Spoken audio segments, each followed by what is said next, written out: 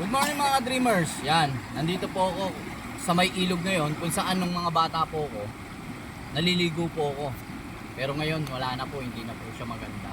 At ginagawa na po siyang daan ngayon. First time ko pong makapunta ulit dito sa tagal po ng panahon. At sa mga vlog ko po, kung mapapansin nyo, na lagi ko pong binabanggit na sana one time magkaroon po ako ng 2M, no? At pero katulad po ng Agos na to, ay parang napakahirap po, di ba?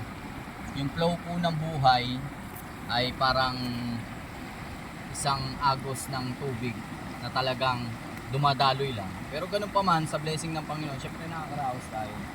Sa malaking pagpapala po yun. Makikita nyo po, yan, oh. Malamig po yung tubig, oh. Malamig ng tubig. At sana magkaroon po ako ng yun nga po yung sinasabi kong 2M. Pero siguro baka agusin lang po yun. Baka agusin lang po yung 2M na yun. Dahil syempre hindi naman po natin alam kung talaga magkakaroon po o mangyayari nga po kaya sa akin yun. Katulad nga po ng papel na inaagos. Ito yung 2M inaagos na, wala na,